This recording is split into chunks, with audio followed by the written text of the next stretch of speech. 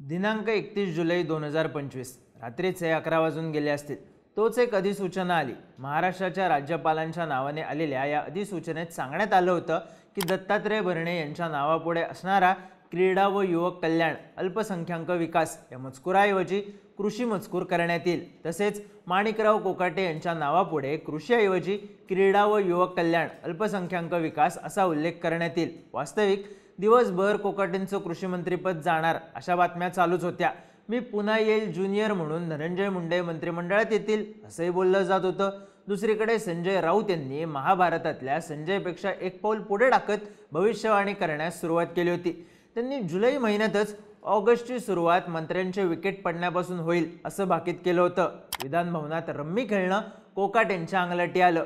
कृषी मंत्री पदावरून त्यांना क्रीडा मंत्रालयाची जबाबदारी देण्यात आली. दादांचा ह्युमर चांगला असल्याचं बोललं जातं. अर्थात जे कृषी मंत्री ऑनलाईन रमी खेळतात त्यांना क्रीडा मंत्री करून दादांनी आपला ह्युमर या कठीण प्रसंगात देखील कायम आहे हे दाखवून दिलं. या पलीकडे खांदेपालटाच्या कार्यक्रमाकडे पाहता येत नाही. तरीही शिंदे, दादा आणि फडणवीस या तिघांनी एकमेकांना शह देत रितसर कार्यक्रम केला. तो नेमका कसा?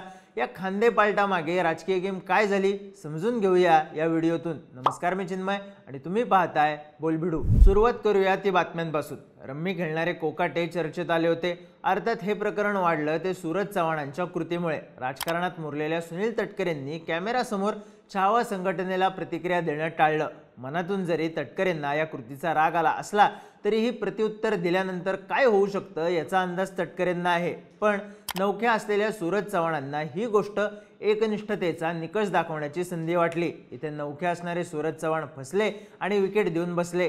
पण याचा परिणाम असा झाला की माणिकराव कोकाटेंचं प्रकरण वाढलं. त्यानंतर माणिकराव कोकाटेंच्या राजीनाम्याची मागणी होऊ लागली. अर्थात माणिकराव कोकाटेंची ही पहिली वेळ नव्हती. इजा बीजा तिजा म्हणत अजितदारांनी देखील कोकाटेंनी सेल्फ गोल केल्याचं मान्य केलं होतं. अर्थात या सगळ्यात एकटे कोकाटे होते का?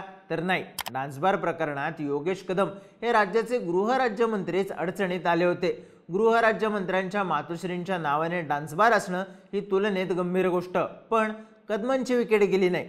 हॉटेल, सिगरेट आणि पैशांची बॅग असा व्हिडिओ आलेले शिरसाट देखील सेफ राहिले. दुसरीकडे सीडी प्रकरणात गिरीश महाजन चर्चेत आले पण त्यांची विकेट गेली नाही.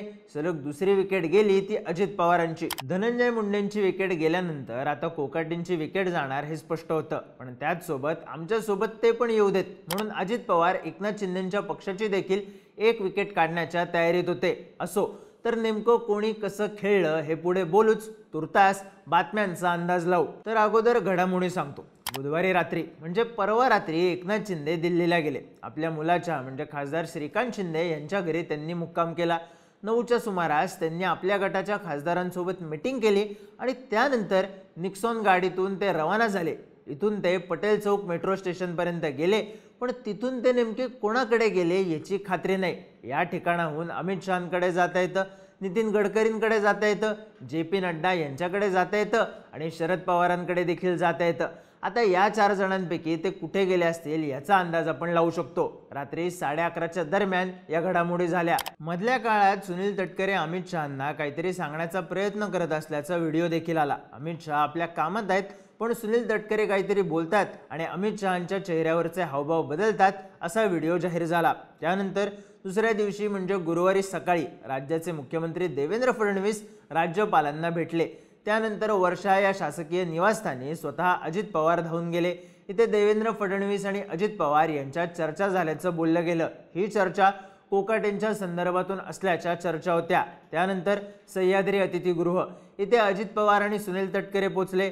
तटकरे, अजित पवार आणि देवेंद्र फडणवीस अशी चर्चा सुरू झाली आणि याच दरम्यान धनंजय मुंडेंची एंट्री झाली. धनंजय मुंडेंबाबत ते पुन्हा मंत्रिमंडळात येतील अशा चर्चा सुरू होत्या. मीटिंगमध्ये मुंडे आल्याने कोकाटे जाणार आणि मुंडे येणार असा अंदाज बांधला जाऊ लागला. पण असं काही झालं नाही.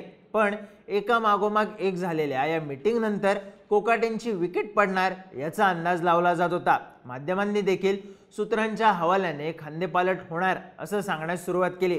पण कृषी मंत्री पदावरून कोकाटे जाणार की मंत्रिमंडळातूनच कोकाटे जाणार हे ठाम नव्हतं. रात्री 11 वाजून गेल्यानंतर मात्र अधिसूचना मांडून खांदेपालट झाल्याची माहिती देण्यात आली. आता या होत्या बातम्या.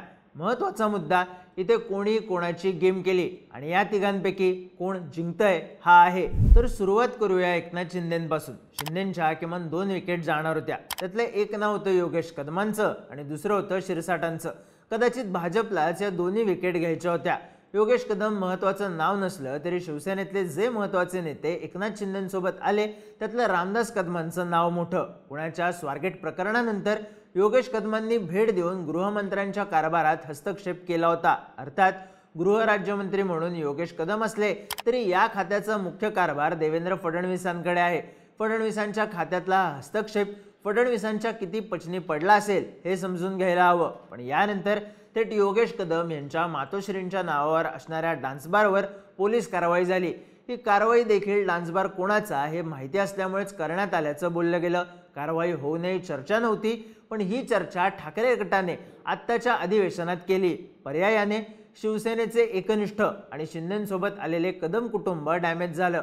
दुसरीकडे शिरसाट, दलित मतं, हिंदुत्वाचं राजकारण आणि छत्रपती संभाजीनगरची महापालिका ह्यासाठी एकनाथ शिंदेसाठीचं महत्त्वाचं नाव, पण ते देखील मुलाचं प्रकरण, स्वतःचा व्हिडिओ यामुळे डॅमेज झाले। अर्थात शिंदेच्या या 2 विकेट कन्फर्म होत्या, पण विकेट देण्याच्या आदल्याच रात्री एकनाथ शिंदेंनी बार्गेनिंग केल्याचं दिसलं। स्पष्ट शब्दात सांगायचं तर राज्य भाजपच्या नेतृत्वाकडून एकनाथ शिंदेच्या पक्षाच्या 2 विकेट काढायच्या हे कन्फर्म होतं, पण अजूनही आपल्या डोक्यावर केंद्रातल्या नंबर 2चा आशीर्वाद आहे याची खात्री शिंदेंनी केली। अर्थात नेहमीप्रमाणे बार्गेनिंग करून शिंदेंनी आपल्या 2 विकेट वाचवल्या। आता दुसरा नंबर अजित पवारांचा। महायुतीची पहिली आणि अजित पवारांची पहिली विकेट पडली ती धनंजय मुंडेंमुळे। मंत्रिमंडळाच्या शपथविधीत यावेळी धनंजय मुंडे नसतील असंच बोललं जात होतं, पण फडणवीसांच्या हट्टामुळे अजित पवारांनी धनंजय मुंडेंना मंत्रिमंडळात घेतलं असंही सांगितलं जातं। अर्थात धनंजय मुंडे मंत्रिमंडळात येण्यासाठी धडपडत आहेत आणि त्यासाठी भाजयुमोचे आपले जुने सहकारी फडणवीसांच्या मार्फत सेटिंग लावत आहेत अशा चर्चा होत्या। आता दादांच्या पुढे देखील कोकाटेंची विकेट घेण्याचा प्रस्ताव होता, मात्र कोकाटेंना राजीनामा द्यायला लावला तर अजित पवार गटाच्या सलग 2 विकेट गेल्या असत्या। हे नरेटिव्ह अजित पवारांना परवडणारं नव्हतं, म्हणूनच कोकाटेंना क्रीडा मंत्री करून खेळाची इच्छा पूर्ण करण्याच्या मार्गावर अजित पवार आले। पण मुद्दा होता तो कोकाटेंना काढून कोण। इथे अजित पवारांसमोर 2 नाव आली, मकरंद पाटील आणि दत्तात्रय भरणे।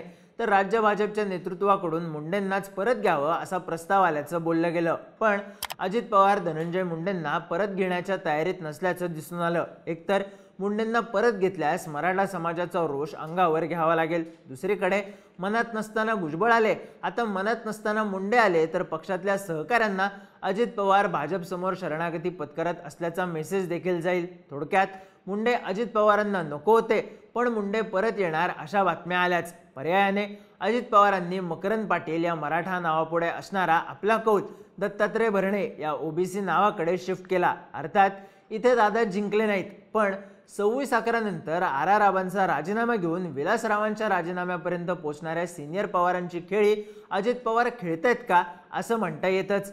रम्मी खेळतानाचा व्हिडिओ आला म्हणून विकेट दिली नाही, पण कारवाई केली असा मेसेज अजित पवारांना या खेळीतून देता आला। पर्यायाने अजित पवार देखील आपल्या ठिकाणी भाजप आणि शिंदेंना शह देताना दिसून आले।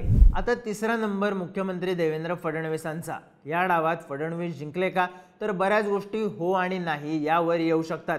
किमान 5 जणांची विकेट पडणार असं बोललं जात होतं। यामध्ये भाजपचे किमान 2 लोक असतील अशा चर्चा होत्या, त्यातही महाजन नंबर काढत होते। शिर्डी पासून हनी ट्रॅप पर्यंतची चर्चा गिरीश महाजनांना फोकसमध्ये आणत होती। अर्थात मंत्रिमंडळातलं डिमोशन पाहता फडणवीस देखील महाजनांना अंतर देऊ लागलेत असं म्हणता येतं, पण महाजनांची विकेट एखाद्या कारणामुळे झाली असती तर भाजप डॅमेज झाली असती। दुसरीकडे डॅमेज कंट्रोल रोखणं आणि उत्तर महाराष्ट्रात स्थानिक स्वराज्य संस्थेच्या निवडणुकीत भाजपला क्रमांक 1 करणं महाजनांशिवाय शक्य नव्हतं। अर्थात या आणि अशा कारणांसाठी फडणवीसांना महाजनांची विकेट पडू द्यायची नव्हती असं म्हणता येतं।